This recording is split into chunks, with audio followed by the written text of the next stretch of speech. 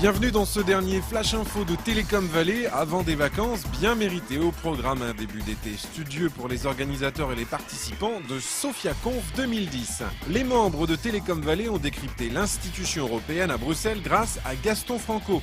Et enfin, Télécom Valley a organisé une journée thématique intitulée Travaillons bien, travaillons heureux dans le cadre des matinales de l'emploi. Et on démarre ce flash avec SophiaConf 2010 qui s'est tenue du 30 juin au 9 juillet.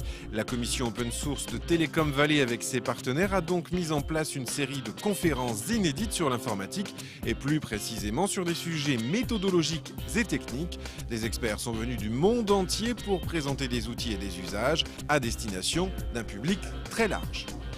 A priori, c'est un succès puisqu'on a globalement sur toutes les conférences plus de 1000 inscrits. Donc je crois que c'est le plus gros événement technique jamais organisé sur Sophia et organisé par des associations, donc des bénévoles. C'est la première chose. Et sur la partie purement Télécom Valley, c'est entre 6 et 700 participants pour les 4 conférences que nous animions.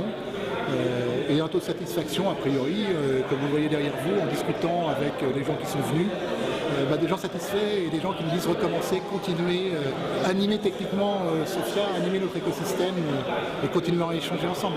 Entre chaque conférence, les participants avaient la possibilité de s'adresser de façon plutôt conviviale aux experts en leur faisant part de leurs questionnements.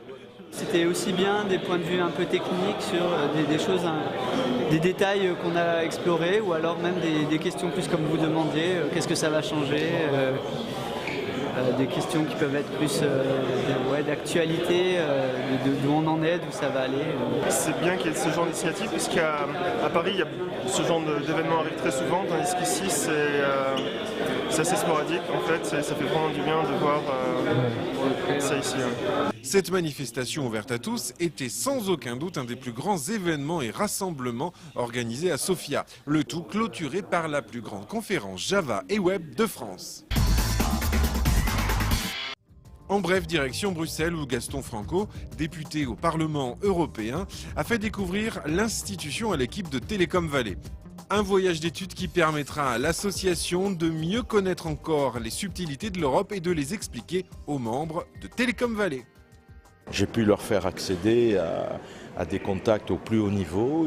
Pour beaucoup, ils ont découvert le fonctionnement de l'institution européenne et tous les contacts que nous avons eus sont chargés de promesses. Donc nous allons faire maintenant l'évaluation et surtout en assurer le suivi, c'est important. Un voyage réussi ne l'est que par les actions qu'il génère.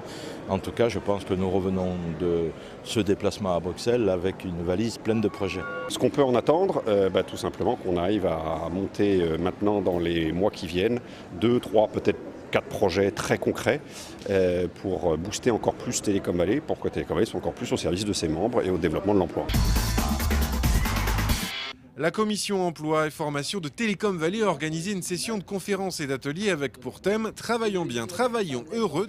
Parmi les conférences, celle de John Kershaw, psychologue comportementaliste sur l'apprentissage des orques à Marineland et la vie des employés en entreprise, communication, motivation et hiérarchisation et cette révélation. Le plus grand défaut de l'homme au travail, c'est de ne pas reconnaître ses défauts. Et le défaut numéro 1, c'est de lutter contre la nature. C'est-à-dire de tout faire pour faire rentrer tout dans une hiérarchie, dans un organigramme, dans un ordre que lui, il estime nécessaire. Et en fait, on serait beaucoup plus efficace si on suivait la nature, et on laissait faire la nature, et on respectait une hiérarchie naturelle. Les matinales de l'emploi reprendront à la rentrée avec de nouvelles thématiques.